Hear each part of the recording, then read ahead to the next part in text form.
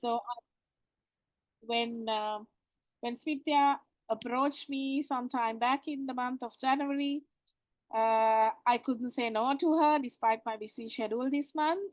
But nevertheless, I thought it is a very important topic that all women has to really take note of. And also, I mean, I updated on the presentation, but last year I was invited to speak at a conference in Ghana. And there again, I presented a similar finding specifically to Africa as well. But here I'm talking about a global context here, slight updation of those slides. So I hope in the next few minutes, I will take you through what is the role of women in future world of work. Because as you all know, first of all, thank you very much, Nitya, for that kind introduction. I know WiLAT members in Sri Lanka is doing really well globally, and I know that all credit whatever I have achieved should go to my teams from the inception of WiLAT in Sri Lanka, and who continue to do well in the global arena as well.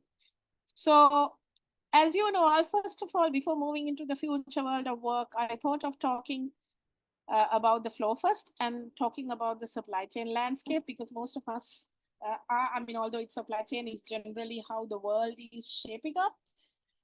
And then how, in relation to that, today's world of work is shaping up.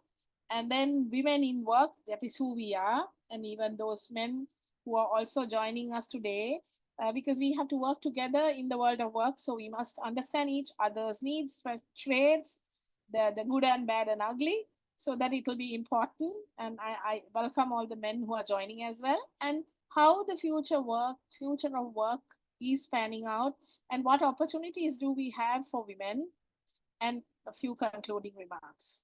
So this is going to be the flow of my presentation. And if you really look at the how the world is shaping up, I mean, all of us see day in and day out in the local media as well as in international medias. We saw how the supply chains and the whole world got disrupted because of COVID. And disruption is becoming the new normal now. So we cannot say it will not happen again. The black swan effect that we spoke about with COVID is not the final, such event. So we have to be ready, because now, unlike those days, disruptions are happening more frequently, one after the other. Before you even settle from one disruption, another disruption comes. So that's why I say disruptions and supply chain risks globally are becoming the new normal now. And as consumers, we've seen, actually, especially in the new generation, the millennials and the Z generation. I hope you all know which age group belongs to those generations. I belong to the X generation, much older than all of you. So I'm sure we have Y and millennials and Z generations. So I mean, we see with the advent of industrial revolution, with Industry 4.0, we see consumers are more connected, and everyone has a device, and they are always on a device connecting to the technology through whatever their needs. And therefore they can easily, there's a lot of transparency, visibility. So then companies have to be very careful, and companies must be aware of what's happening around and how they portray themselves. And also a lot of innovation and new technologies have emerged, and that is leading to new requirements. We see drones doing agriculture, in the agriculture space, spraying fertilizer. We see robots, we see IoT devices connected to equipments in the factories, and a lot of things that we see with technology being adopted across the globe, and robots and automations are in manufacturing and all parts of our end-to-end supply chain. And in our daily lives, if you travel abroad, you see in some most airports now, you don't have counters. Everything can be done online, bag drop-offs, all that can be done. You have various chatbots, providing information for you. So you have such kind of rapid growth in technology leading to new innovations happening. And on top of that, you also see a lot of stress on our environment, because sustainability and circularity becomes a very important aspect because we are in a climate emergency, like the UN Secretary General mentioned some time back. And therefore, we have an urgent need to collaborate and cooperate because you cannot do sustainability and become a circular supply chain alone because you need other stakeholders. Your input should be converted, and then whatever that you come out from your system, excuse, should be an input to some other supply chain. So it's important for us to collaborate with all stakeholders in supply chains because supply chains are long, supply chains are global, supply chains have gone beyond the borders of countries. So we need to collaborate with not only local players, external stakeholders as well.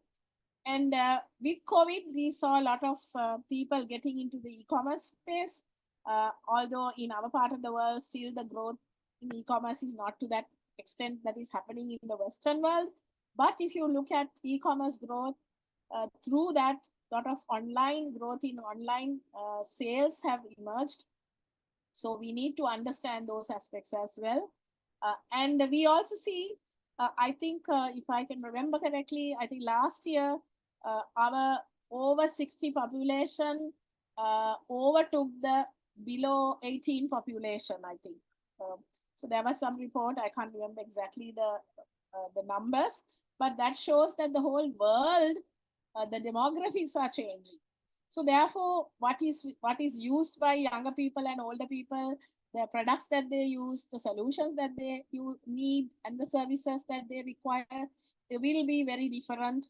And especially some continents are still having a majority young population. If you look at Africa, for instance, one of the youngest continents, and then you have in our closest neighbor, India, they have a younger population. Of course, unfortunately, in Sri Lanka, we are moving towards an aging economy. So we need to understand how do you make our supply chains should gear ourselves to cater to these newly emerging demographics as well, because we need to come out with new innovative offerings. And on top of that, we saw a lot of geopolitics happening.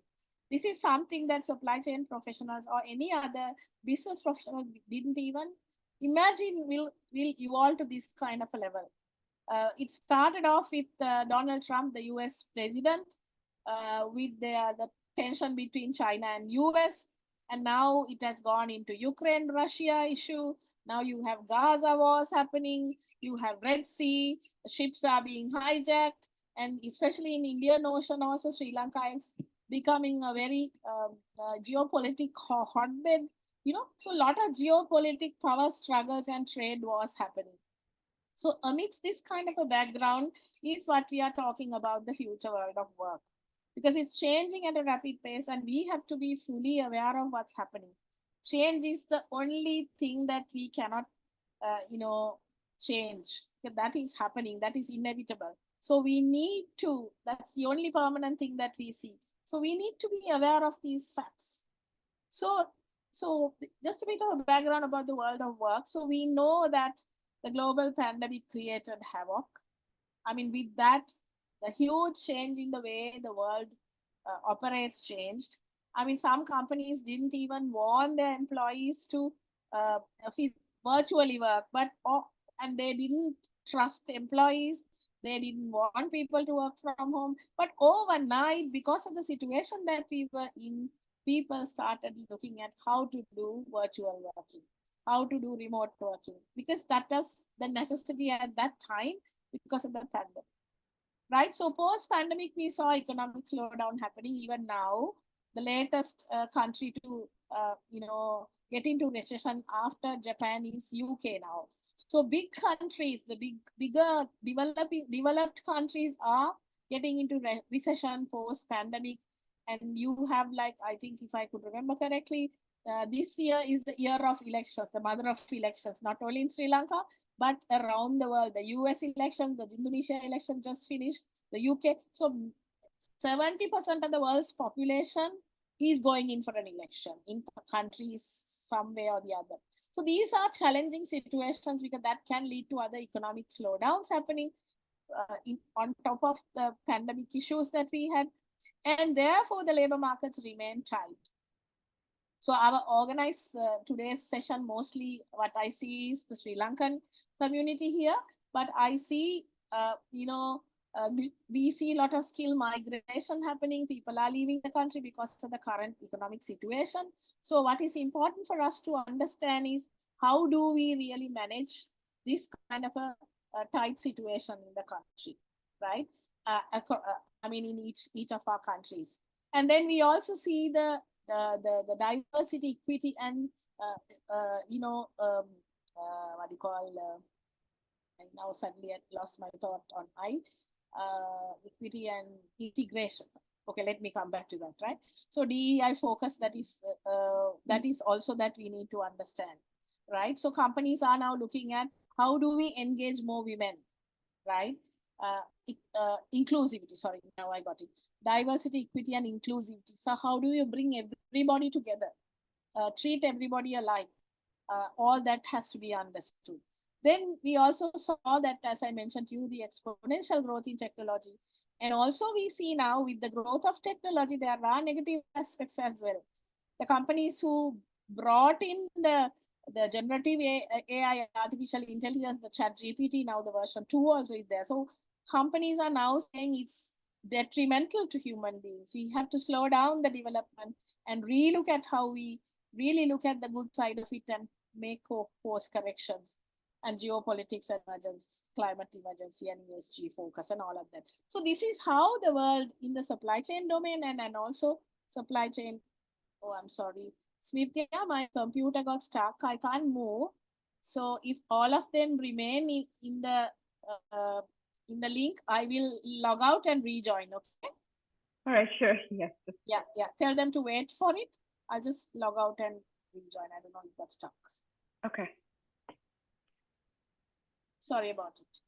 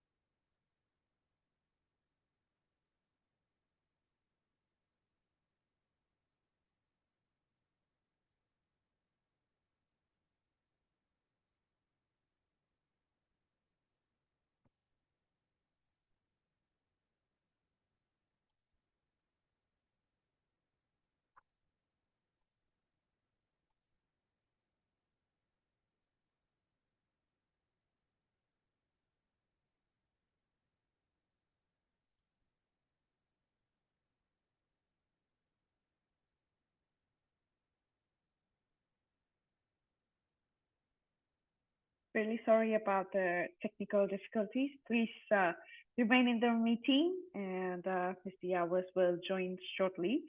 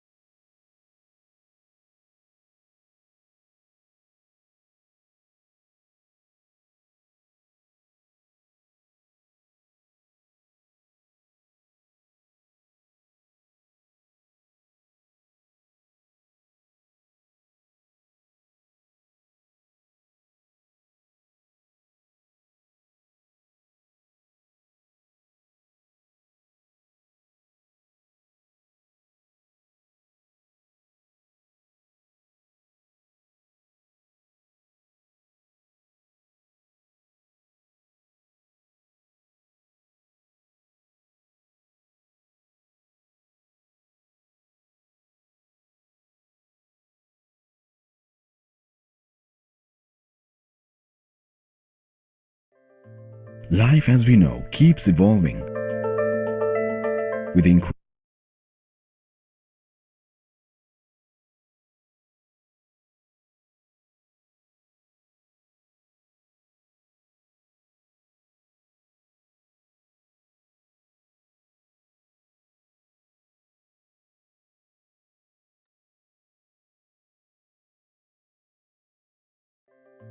Life as we know keeps evolving with increase in population and ever-rising need for more and more products and services. There is one service that is at the I'm heart back, of it all. Srija. I'm back. I'm back. Transport. It twice.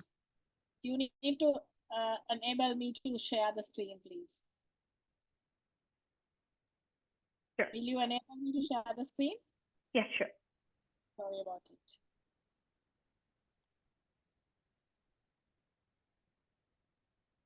Yeah, you will be able to share the screen now. Okay, right. Can you see the screen now? Yes, we can see a screen. Yeah. Yeah, you can. Sorry about that. So, I mean, I was speaking about how the world of work was evolving, and we saw on top of that, a lot of companies are laying off people like Microsoft, British Telecom, Google, Amazon, and but we also saw women mostly. The studies showed also that women mostly stayed in workforce as pandemic unfolded. We thought like when you're working from home, women have double the burden. Women have to look at home chores as well as work, both if you're working woman. But also it was said that nearly 2 in 3 women who left the workforce during COVID plans to return as well. So there is good and bad also. While women were overburdened with a lot of work, when companies were laying off people because of technology, because companies, especially the tech companies, now are moving into artificial intelligence. So IBM has paused hiring 7,800 jobs with AI, replaced with AI. So you see these changes happening around us. Although Sri Lanka, we have not fully adopted the technologies that much, but the government also has some plans to use AI and all of that. So in this kind of a backdrop, as women, we must understand what are the future trends. And based on that, we need to understand. And also we saw because of COVID, China was the world's factory. You know, everything was being produced in China. One thing is because they had the necessary infrastructure facilities, and also they had the labor, and the labor costs are cheap, and they had the full offering available in China. But unfortunately, with COVID, world's factory had COVID, and the entire world got contracted with COVID. And then companies realized that we have to have a backup plan. We have to have a plan B. So now with that issue, with 2 years closing down, companies had to close down, everybody was impacted. Now companies are now saying China, yes, let China be there. Let's have a China plus one strategy or move everything out of China. It's not easy uh, for anybody to immediately move everything out, but you need to do it in a gradual way. So who are the takers because of the China closure in some companies happening are the India, Vietnam, Thailand, Malaysia, and Bangladesh. They are stepping up to replace the world's factory, which is China. So we need to understand now Sri Lanka, India is next door to us. Now, are we ready to tapping into that opportunity that we have in India? And that is another trend that is emerging in the world of work. So we as women must understand these dynamics that are happening. And with that change happening, countries like Japan announced that they want to invest $75 billion to counter China in Indo-Pacific. So they are giving money for their companies to remove some of the operations and come back to their own country. So I'm sure you know when a product is produced in another country, it's called offshoring. When you do it, bring it back to your country, it is called inshoring. When you bring something closer to home, it's called nearshoring, because now China is far away and companies are moving it closer to home. Now the American companies are bringing it to Latin America and I mean bringing it to India, Vietnam, so closer to home. So these things are happening. On top of that, we also see friendshoring happening. You give your operation to a country who's friendly with you. Now, China-US trade tension is there. Maybe countries who are allies with the US and UK, they may give it to a friendly country. So you need to understand these factors. Of course, that is not the right thing to do. But anyhow, this is how the world is working, which we have no control. Now, in this backdrop, we need to understand the problems that women are faced with.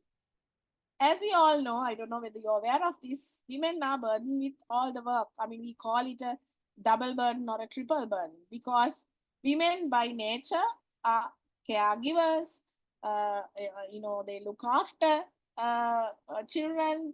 Uh, they are the people. They are the gender who bear children. I mean, you carry 9 months, all of that. So therefore, if you look at this research that was done, uh, it actually published that in developing countries, women spend twice the number of hours daily on unpaid work than men. Unpaid work meaning, okay, when you go to get work, then obviously you got paid. But when you come home and do this, the cleaning, washing, looking after the kids, cooking, all of that is unpaid work. Even if you are a housewife, you do a lot of work. I mean, sometimes some husbands say, my wife is not working, she's just at home.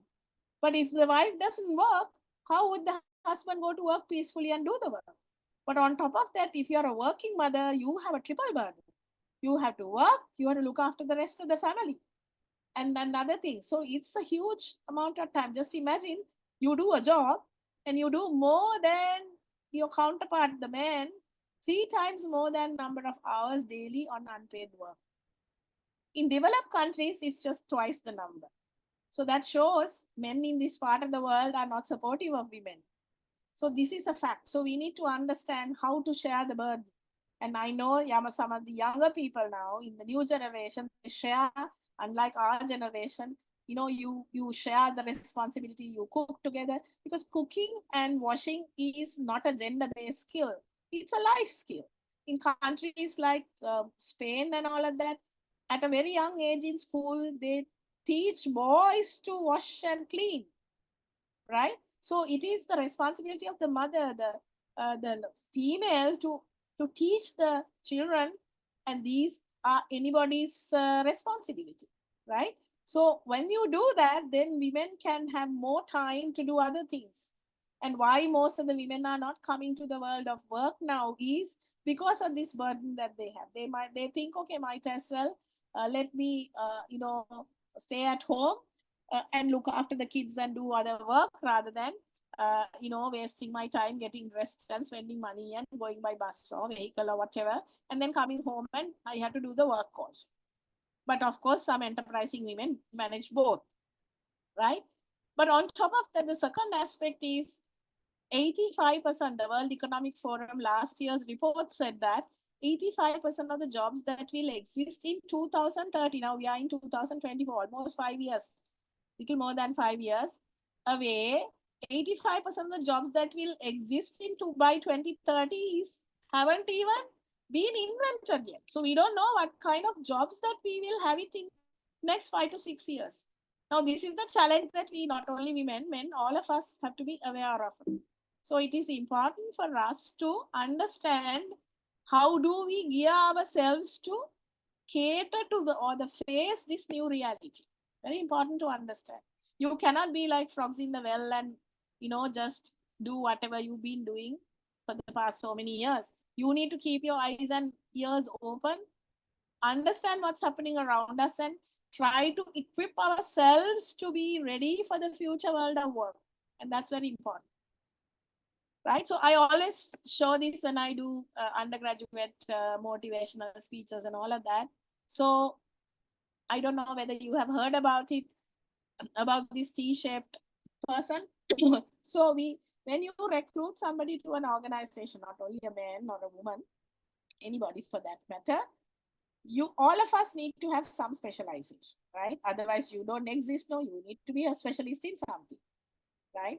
So if you are a specialist in something, you need to understand the deep knowledge in one area or more has to be there. So that is the leg of the team.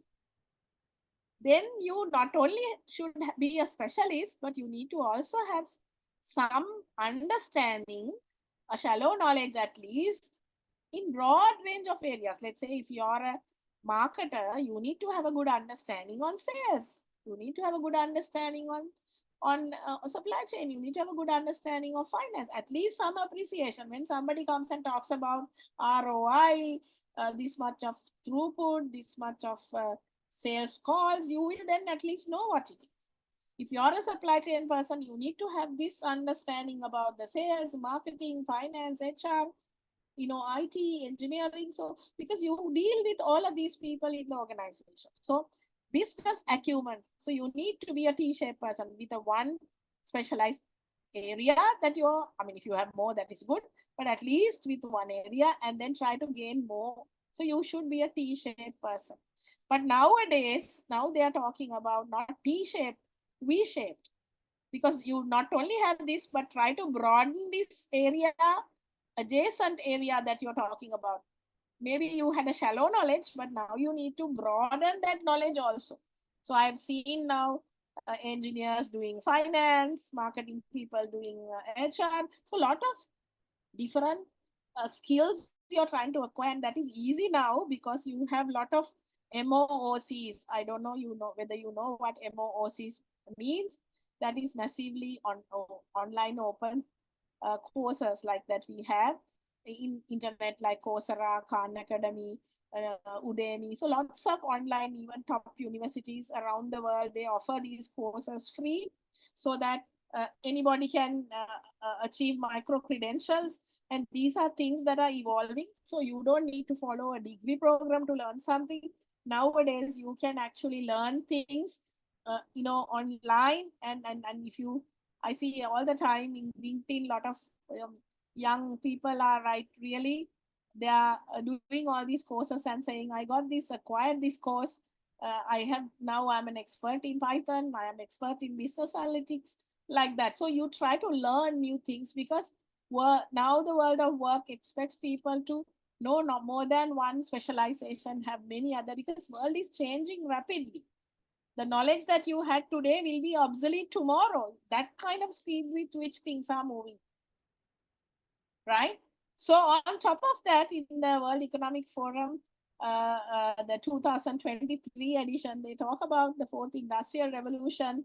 With that, even domestic chores could be done by robots 40% of the time within a decade. So in the next 10 years, the new study done by World Economic Forum, because of the fourth industrial revolution, now we are moving into the fifth also, domestic chores could be done by robots. Already things are happening. I don't know whether you know, like in some places now, most companies, and even in Sri Lanka, we have a restaurant in Sidua, in Nigambo, close to the airport. They have a small robot delivering things to the the guests that are coming to the restaurant. And also you see in Singapore and Dubai also, I've seen, your food is going on a carousel. Automatically what you order, you press your whatever the menu that you want from the list, and then it comes to you. So one thing is, because the labor is expensive, labor is not available. So robots can work 24/7. They don't need a rest apart from various other maintenance things that you need to do. So you can do that. So this is going to be a reality, and you have to be ready for that. Now, if robots are going to take over your jobs, what will happen to you? Of course, humans will not will be obsolete, but you have to manage robots. So unless you understand those roles and the new technology, you will be obsolete as well. So it's not that robots will replace you, it's those who don't know technology, those who don't know AI will replace you. Those who know AI and technology will replace those who don't know. So therefore, people are very scared that robots will replace people. No, but if you acquire knowledge to manage the new reality, obviously you will be still left behind and you will still have a job. So you need to understand what's happening around us. So for example, women are inundated with work at home. So you see women scrubbing, washing, and all of that. But now you see the thing called Roomba. Go and do a search. Roomba can do the whole cleaning without you doing it physically. So cooking and cleaning, as I always said, it's a life skill, not a gender-based skill. It's not women only have to do that. Now you can get a Roomba to do that, even corners or sweeping, all of that. Roomba will automatically, once you program it, to do that. I have a relative of mine in Singapore and she has it. So it's so much easy for her because she's working, and this is how things are changing, right? Right? So it's important to understand these aspects, right? And technology is going to change the way we do things, and therefore, future world of work, keep always be on the lookout of how the future world of work is changing, so that you will not be left behind. Okay. Another important aspect is, especially in this part of the world versus the West, you see most of the things that are there. I mean, although we don't know, has been a woman has also been leading that in the innovations, right? If you really look at the open AI, we talk about chat GPT and all of that. The CTO of, I think she's from the Microsoft and all of that. This lady Meera Murati she's a female, and she's the chief technology officer who did that. And I don't know, just you can go to YouTube and find this. In Saudi Arabia, they developed a female robo in, I think, 3 4 years, 5 years ago, and she was the first robot to get the citizenship. Why? Because she had to go to UN and make an address. So you cannot just leave the country without a passport. So for you to have a passport, you need to be a citizen of that country. So this robo, if you go to the YouTube, you will see Sophia, a female robo, and how she's talking to an investor group in Saudi Arabia. And then she's being interviewed by CNN, and how she responds. If you really look at this part of the world, still our women are really doing very basic, not even using technology. Even look at these tea pluckers, and in Africa, these women who are doing all these things work. So we are still very laid back, backward, not using technology to make our jobs easier. And that's the divide that we are talking about in the developed and developing world. But you cannot say only in developing world these things are happening, or developed world these things are happening. But you need to take excuse you need to take the leadership to change the way you do things. I mean, even in Sri Lanka, we see women are leading the pack in certain areas and in technology domain as well. And you see, if you really focus your attention, it is possible. So quickly, about a little bit of statistics. As per the Global Gender Gap Report of 2023, reveals that gender parity will not be attained for 132 years. Very, very disheartening. However, at the moment, it is still, a gap has been reached only by 68%. So we have some 32% to go. So it's important for us to understand without becoming disappointed. When there is a problem, there are solutions that we can find as well. So for me, this is an opportunity. How do we really look at this gender gap and see what we need to do? So this is in different parts of the world, the time it takes for the gender gap to be bridged. If you look at from 2000, this is how it will happen. If you look at North America, it will take 59 years, Europe 60 years for the gender gap to be bridged. Latin America, it will take about 67 years, Sub-Saharan Africa 98 years, Middle East and North Africa 115, Central Asia 152, East Asia 168. Unfortunately, South Asia, where Sri Lanka and India are the biggest population, and then even East Asia and the Pacific, this is China. So we are way behind. That means it will take close upon to 200 years for the gender parity to happen. That means for us, it will happen only in 2219. That is, none of you will be there. I am definitely not going to be there. But of course, in my next birth, at least we will see something. So this is how it is. But then there is opportunity for us to look at more women. What prevents women coming to the world of work is something that we need to question ourselves. So if you really look at the traits of females, a research was done during 2022 March, and that actually findings by Forbes And then that research finding says that women are more effective than men in all leadership measures. And if you want, you can go into that research in more details. But what are the key traits that women have? Women are high in emotional intelligence. Women are considered more compassionate. Women are considered more organized and they can plan well. Women are considered more honest, collaborative.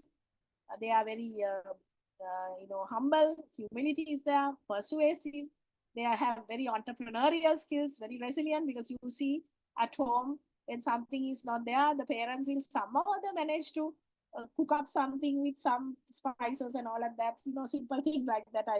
As an example, I mentioned. So the entrepreneurial drive and the resilience. When things are tough, women are somehow they're trying, because even during a disaster, even during a climate issue, the most, even during wars, hardest hit group of people, the most vulnerable group is women and children.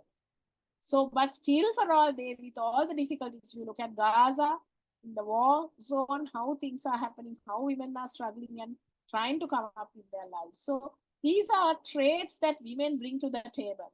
I'm not saying women are the best, but I'm saying these are the positive aspects of women. Women also have different sets of skills.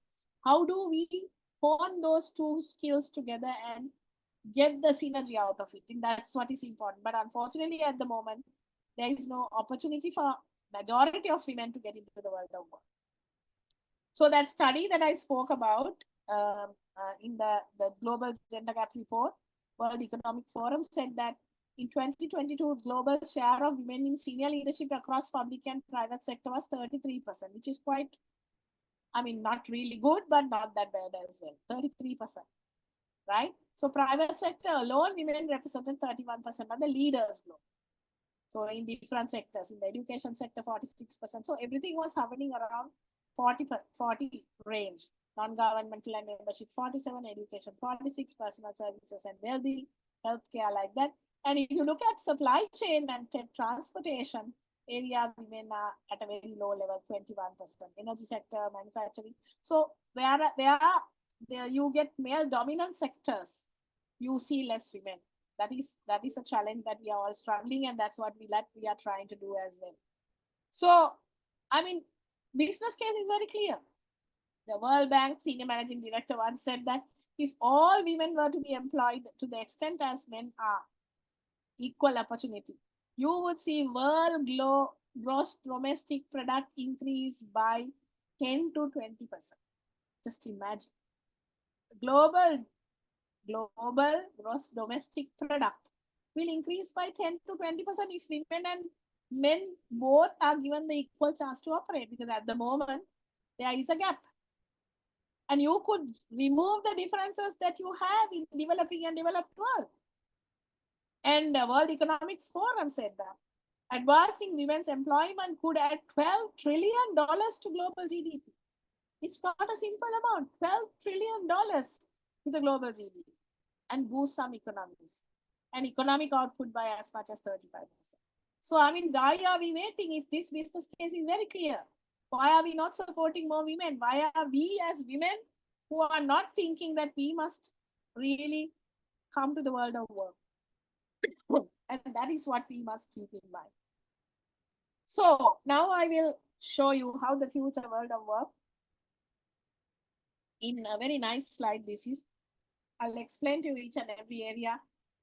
Who does the work in the new world of work? How the world of work is done, and when and where work is done. So let's understand one by one how this is happening. So if you really look at in the new world, the future world of work, who are the people who will do the work? Now, traditionally, what we have seen is people only work full time. Now, to some extent, part-time employees were there. Excuse. But now, in the new world of work, you will have no excuse. Companies will have to allow full-time, part-time contract workers as well. One thing is because your job opportunities are less, plus you will also get some benefit, whether you like it or not. Point taught has a big lesson. And you will have crowdsourcing. If you want more ideas, you cannot only have dedicated workforce for yourself. You can do flexible people giving ideas. Now I used to work in Unilever before. I know we used to have a separate R&D center in different countries with center of excellence, but now I see in the last so many years with changes that are happening. If you want new ideas, you do a poll in the web and you crowdsource your ideas. You give gifts to people who come up with the best idea. You people vote for those ideas. So automatically you get ideas from the market, crowdsourcing. So these are things that companies are now working on. You don't need to have full-time paid workers. Then you have gig workers. You see part-time these kind of people who will do various Uber Eats, university students doing a second job you call moonlighting, right? So you do that kind of work, and then you work in Pizza Hut and all of that. So gig workers. So you do not have full-time permanent people in time to come. So there are different types of groups of people contributing to the world of work. Now, how the work will be done in the future world of work? Now, as I mentioned to you, by 2020, 2030, 85% of the jobs that will evolve, we don't even know. So, why? Because of the technology and automation and robotics and artificial intelligence. Technology will overtake people. If you don't know technology, you will be obsolete.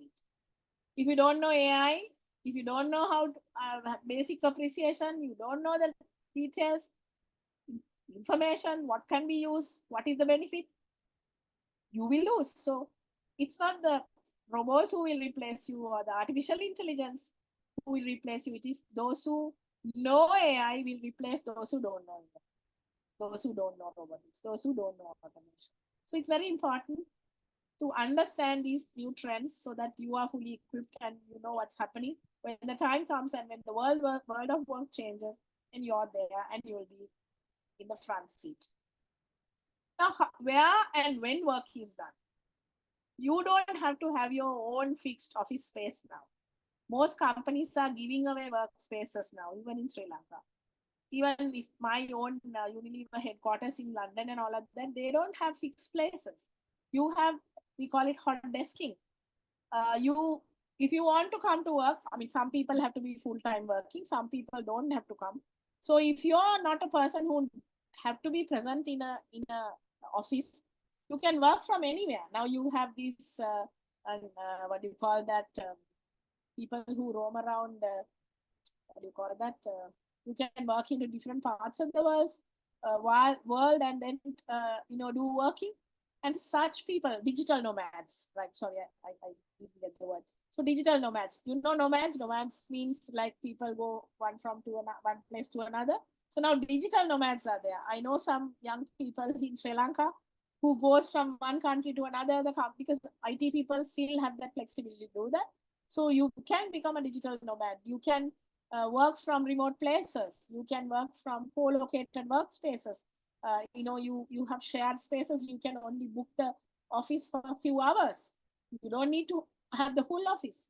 So even in an office, number of the stations can be reduced if you have hot desking, because you then call and say, I need to book this space. So you only need because everyone literally has a computer, laptop now, and a dongle or whatever. You need a Wi-Fi connection only. So you come and work. You need a place to sit, or you can go to barista and some coffee place and do that.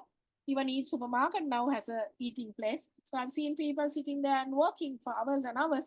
So now where and when you work could be, you can work at any time of the day, because if you're working from a particular place, working for a different client in another country, obviously you can really support them.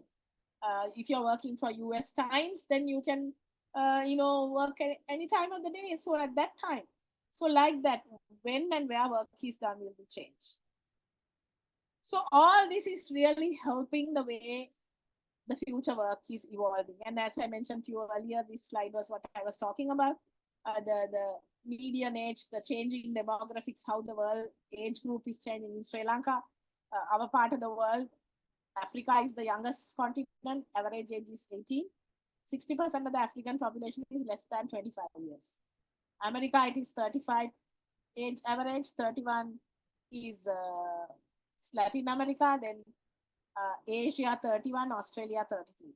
right? So that's how it is. Uh, we need to understand that, right? So, what are the top 15 skills of 2025? We need to understand. Unless you know these skills, we need to understand. We don't know how the future would be panning out for us. So, we need to be analytical thinking, having analytical thinking, and we have to have an innovative mind. We have to actively learn and identify new learning strategies because, unlike those days, physical classrooms were the only way of learning. Now you can online learn, you have MOCs, you can do virtual, lot of things is possible. You can do group work, you can do from different locations because virtual way of working now in time to come. Even in universities, you will have you know uh, virtual reality being there, augmented reality, all of these things would be order of the day in university learning as well. And most universities are now offering now, we all have to register on a particular time of the year, and then you graduate after 3 years. Now, future is micro credentials. You do what do you call modular learning, stackable courses. So everyone who's working might want to know, I need to learn on business analytics, I want to learn on this artificial intelligence or whatever. So that specific area you will do courses for your job. So that's how the future is going to be. So we need to understand what these are. And the world is becoming very complex, so we need to have good understanding on complex problem solving. We need to have critical thinking and analysis. Without that, you will not be able to be creative and solve problems. We have to be creative, original, and initiative seeker. We need to have leadership and social influence. Unless you are able to influence your team, the society, people around you, top leaders, and your whatever the society, you will not be able to do that. And technology use, because technology advancement is going to be the order of the day. Technology design and programming. Even if you're not in computing and computer science student, you will be able to quickly learn these technology design and programming. Resilience, stress tolerance, and flexibility, reasoning, problem solving and ideation, emotional intelligence, troubleshooting, service orientation, all of these are the future skills that you need to be mindful. So WiLAT globally also during the 2021, we set up this virtual capacity building center, which has been very successful. And globally, we have so far trained more than 300 people, not only women, men and women. So we want to get our female leaders to acquire, encourage them to learn new knowledge and become future ready. And that's what we really want to do. Right? So these are some of the programs that we have done there. So if you look at, I think I mentioned it earlier, but if you look at the share of women in the jobs of tomorrow in certain areas, if you look at cloud computing, data and AI marketing, you see in certain areas we have more women, people and culture, HR domain, then content production, product development still not very high, cloud computing, hardcore technological areas, women are not present more. Sales also less, marketing still see more. So this is how things are changing. So there are certain jobs that are considered male dominant, certain jobs that are considered female oriented. So women are more in a very stereotypical manner doing that. And we also see for our own issues that we are tackled with, there are these women who are really taking the center stage to solve climate emergency issue. I'm sure, can somebody tell me who this young lady? I'm sure in your generation you may not remember these people, but at least this lady, can somebody type it or in the chat and tell me who this lady, young lady, very famous lady from Sweden? Greta Thunberg, have you all, do you remember her picture? She's the one on a Friday skip school because the people are really damaging the environment. So she's become a force to reckon with now. And you see this lady from Kenya, Wangari Maathai. She started this there was a lot of deforestation happening. Then she started this movement and she got a lot of accolades.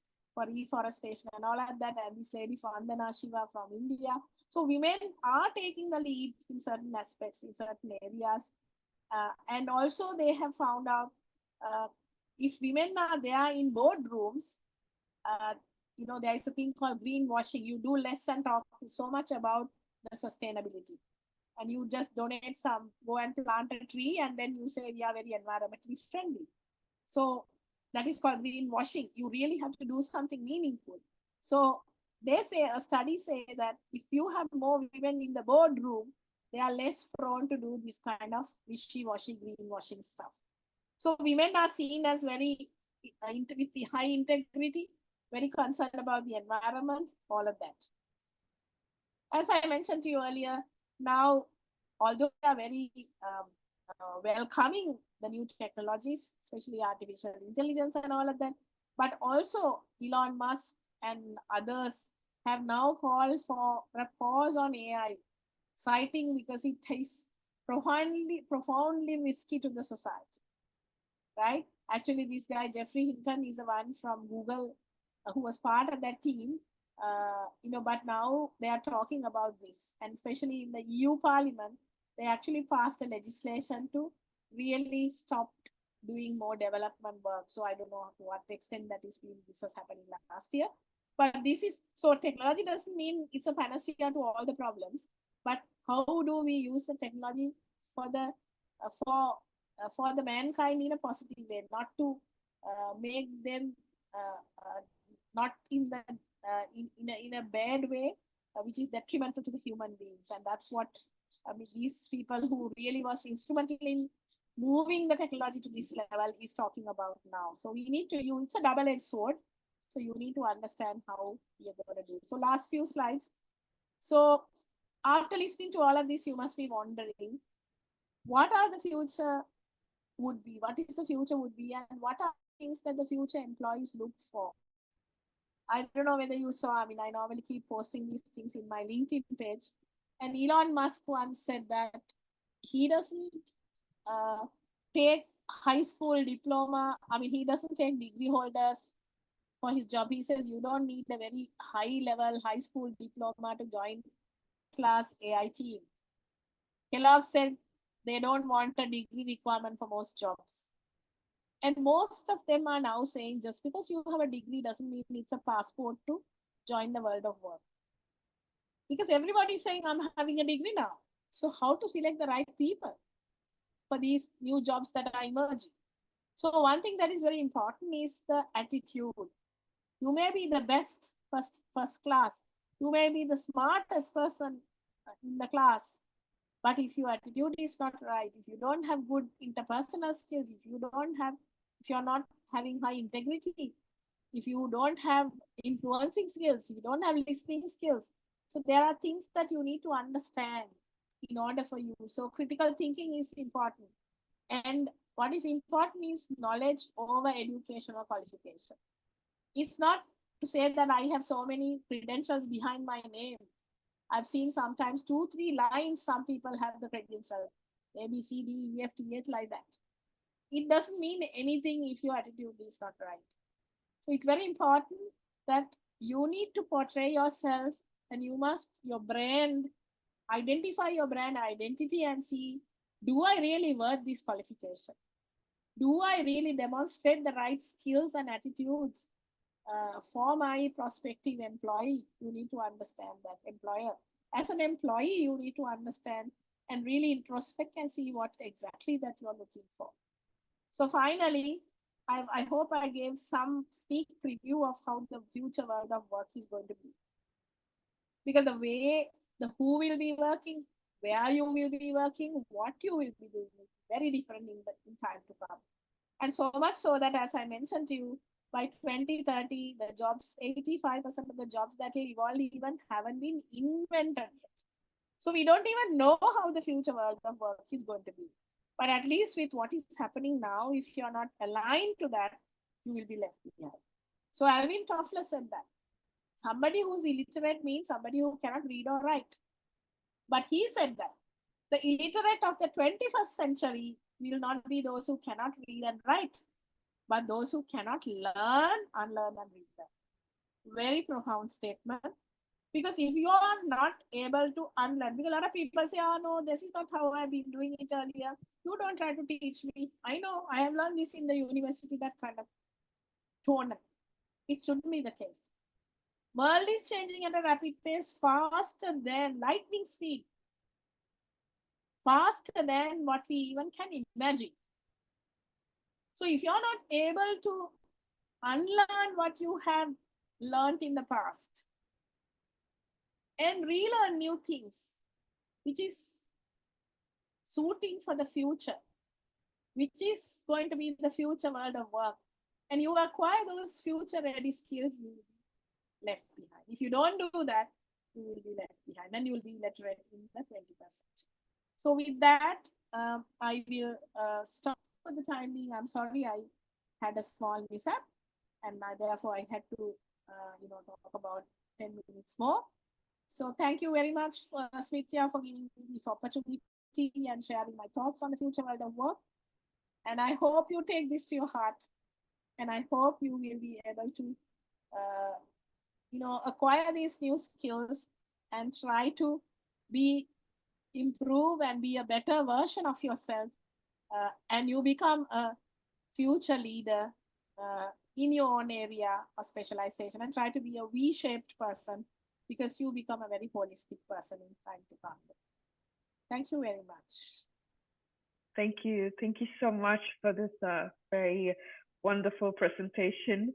So I would like to invite the audience, the participants, to ask any questions if they have.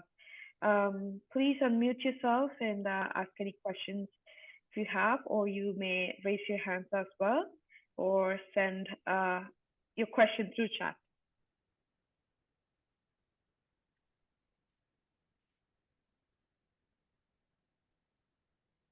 So while everyone prepare for any question like that they have, I have a question to ask from you.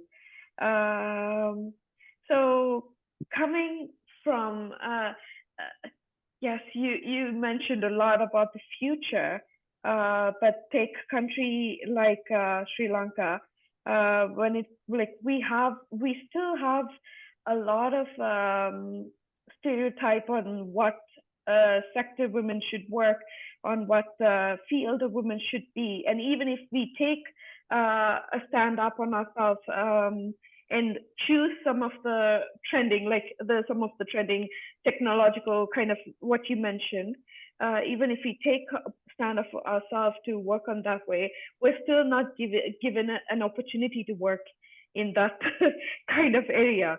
So for a situation like this, what would your advice be? How can we work on ourselves? What can be done? So if I understood your question correctly, Smithya, what you're asking is, if you are in a non-female friendly environment or in a discipline, how would you respond to that kind of an environment? Is it okay? So that's exactly what we did in WiLAT. So we know, as you know, I don't know whether globally how it is. I see Jessica also joining from Malaysia. And I don't know how the situation in Malaysia as well. But in Sri Lanka, if you look at UNSCAP did a study some time back, in our logistics and transport industry, supply chain area, we have only less than 3% women. I mean, around 3% women in the country engaged in that discipline. So how what we decided globally also, CILT realized that this industry is having very few females, and that's why they sponsored a special interest group called WiLAT. And in Sri Lanka, therefore, we also started, setting up WiLAT in 2013. And what the very first thing that we did, I'm just using that WiLAT example and explaining to you. What we did was, see, the moment we started identifying the challenging situation that we have in our industry, because our industry was considered a highly male dominant, because you only saw more men in the industry, and always you had to work long hours, and people also didn't know much about supply chain area. Also can be some jobs would be there for women, and they all related our sector as only in shipping, long working hours, trucking, transportation, that kind of area, warehousing area and all of that. And at that time, the industry also was not evolved to that level. And especially if you look at warehouses, I see Charnak also, one of our past presidents of CILT, and he would agree with me. Many years ago, the warehouses were considered a very gloomy, very not so nice, sexy place, right? So I myself saw over my last so many years of working in this industry, I saw how the industry has evolved to a very respectable, very professional, state of the art warehouses being built. So when you see the ambience and environment, you feel that okay, now this is a place where a woman can safely work.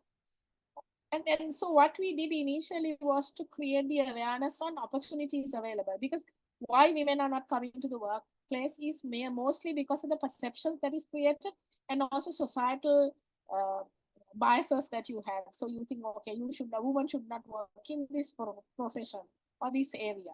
So there are a lot of conscious and unconscious biases and the stereotyping of roles, and that prevented more women get that awareness. So the very first thing WiLAT did was to create awareness by going to universities, going to companies. In fact, we went to the extent of doing a walk. I remember in 2015 and 16, we did a walk to create the awareness on having more women in the environment, in the industry, and creating that women also, already there are women, but those women who are there also didn't have a voice. And WiLAT became that platform for women to get into that uh, space and talk about and share their experiences about that it is not such a gloomy place. Of course, there are places where you may not want to work, but what we said was these are the job opportunities. I remember in the early days, we did a survey among companies and identify what are the jobs that are there for supply chain and logistics and transport professionals, and where women can very safely and easily work. So we gave that, we showed those opportunities available. And then we said, if you don't like to work in the field, long working hours, these are the opportunities that you have in the front line jobs. So that's how the moment you started creating awareness, we went to universities, because in the universities also, with more universities teaching supply chain and logistics uh, courses, the electives, the degree programs, and special certificate courses and all of that, more and more people knew that supply chain is a vast area. It's not only the shipping, it's not only in the freight forwarding, not only in the logistics warehousing area. There are many other areas that women can work in office environment. I mean, the logistics analyst jobs, the procurement jobs, the demand planning. So there are many other roles that, and once you taste that side of the story, and then you can go into other areas. So it's a long journey. I mean, I don't have an answer, simple one answer to your question. There is a lot of hard work. I'm happy to say now, even in our, I mean, I don't have statistics from then to now in the last 10 years, because of the work that we have done, how many women have the percentage, whether it has improved or not, because I don't have a survey now to compare that before and after. But I know in CILT, for instance, you have more women. Now you have 24% women. Industry has 3%, but within CILT membership, we have 24% women. And we have had 3 women running, leading the CILT as president. So that in itself is an example. So we need to showcase such, examples. We must share our experiences. One reason why I share my experience is to show people, if I could do it, any other person can do it. So therefore, everyone must share their stories and share. It's not a rosy bed. It is just I mean, there are a lot of ups and downs in anyone's journey. So what you may see is the end position of the person, but the learning is in the journey. So when you share your story, the mistakes that you did, you will share, then others will not do the same mistake. So that is why inspirational stories are very important. These examples that we talk about, plus how the future world is changing, is also important to understand, because if you don't embrace the future ready skills, you will be left behind and you will have less and less. So I'm quite confident globally also now.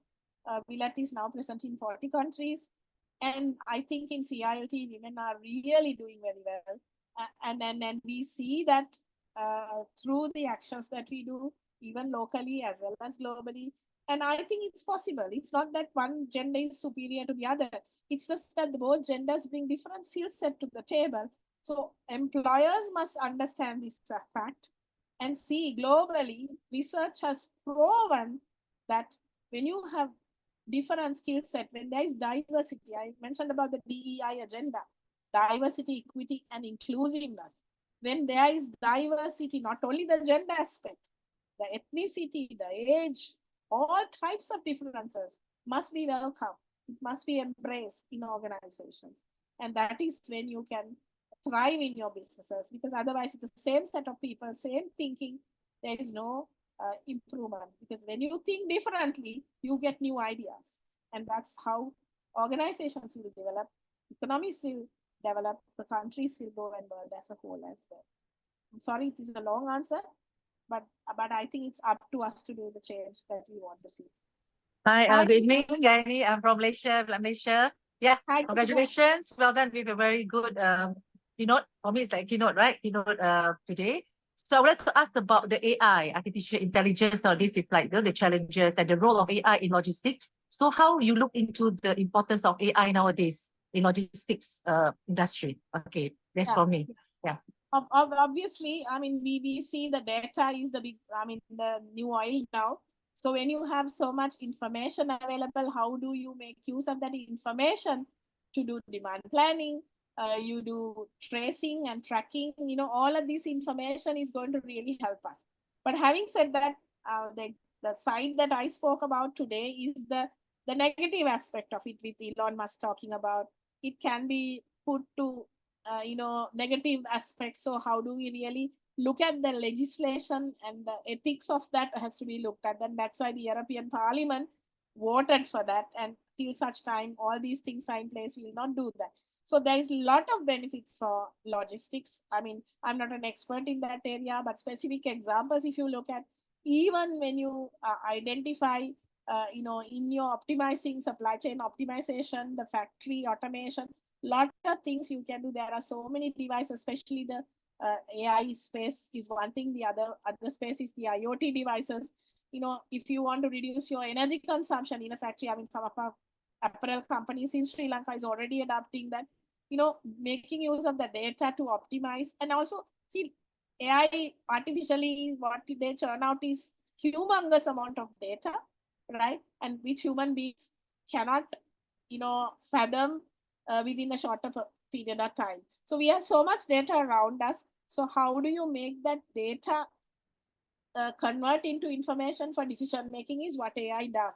So you need to use the right people, the right system to manage, so that it will throw out dashboards for you to understand how the trends are and all of that. So you need to decide, and there'll be investment involved. So, but you need to understand where your problems lie and prioritize and do that, get people convinced as to how it can be implemented and the results shown. So it has to be a results-based investment. Otherwise, you won't be getting the buy-in from the organization.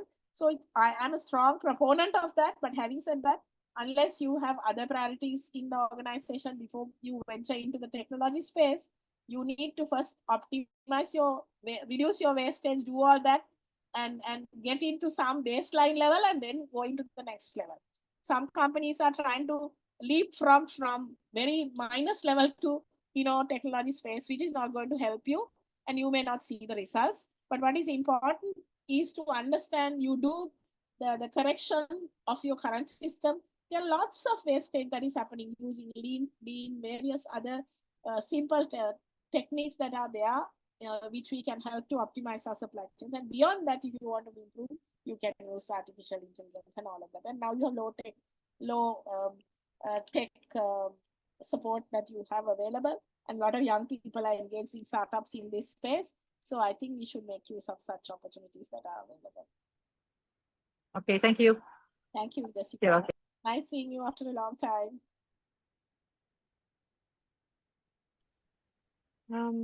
Does anyone else have any questions? Any other questions?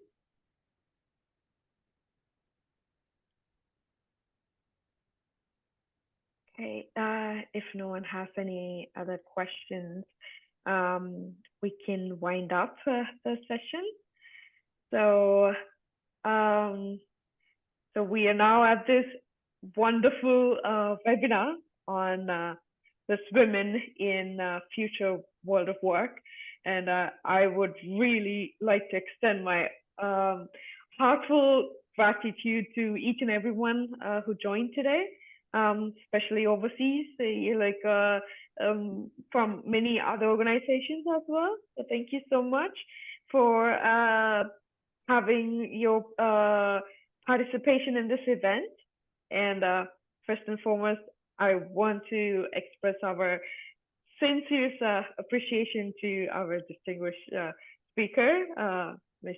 Gayani Alwis. My sorry.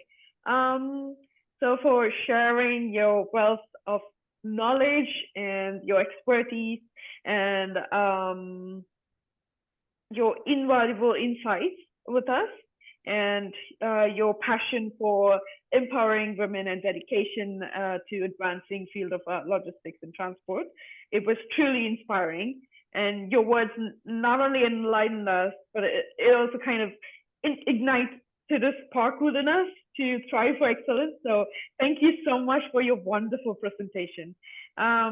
So once again, thank you all the participants for joining.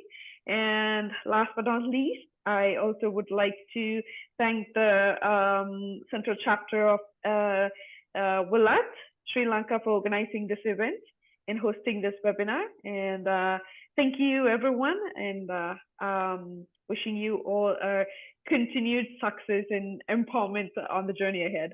Thank you so much. Thank you, everyone. Have a good evening. Thank you, Smritya. I think it was a wonderful exchange of ideas with you, and all the best with your Central Chapter endeavors. All the best. Thank you. Thank you. Thank you. I'll take leave of you. Thank you. Bye.